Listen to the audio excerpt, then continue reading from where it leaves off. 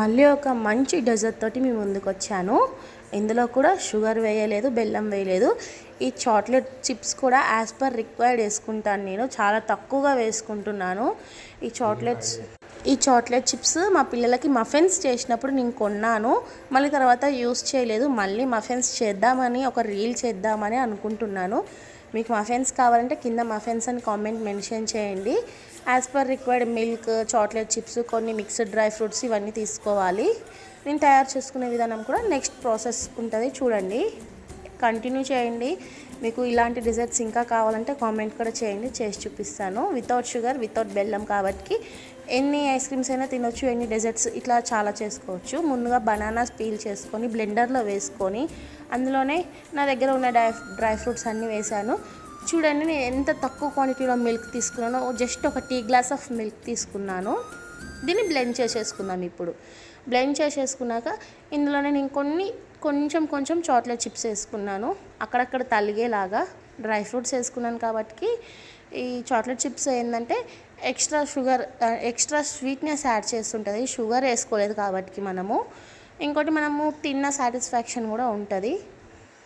ఇవి మనం ఇప్పుడు మోల్డ్లో పోసుకోవడమే, మంచిగా కలుపుకొని. ఈ మోల్డ్స్ నేను ఒక్కసారి తీసుకున్నాను, చాలాసార్లు ఐస్ క్రీమ్స్ చేసుకున్నాను నేనైతే.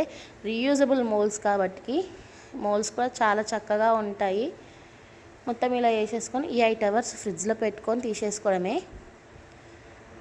నేను అందులో ఉన్నది కూడా మొత్తం తీసి ఇందులో వేసాను. ఎగ్జాక్ట్గా నాకు 6 ఐస్ క్రీమ్స్ వచ్చాయి. చూడండి, నేను పైన కొన్ని 2-3 అట్లా చాక్లెట్ చిప్స్ యాడ్ చేస్తున్నాను.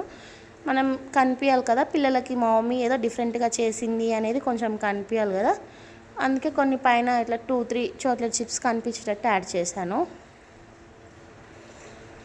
ఇప్పుడు మనము దీంట్లో స్టిక్స్ పెట్టేసుకొని మనం ఫ్రిడ్జ్లో పెట్టేసుకోవడమే.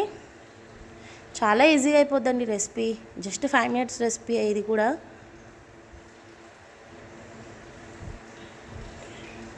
ఇవి స్టిక్స్ అన్నీ ఇలా పెట్టేసుకొని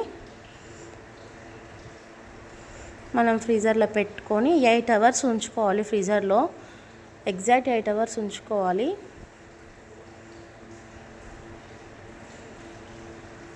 ఎయిట్ అవర్స్ తర్వాత ఫ్రీజర్లో నుంచి బయటికి తీసాక నేను ఇప్పుడు అన్మోల్ చేసి చూపిస్తాను.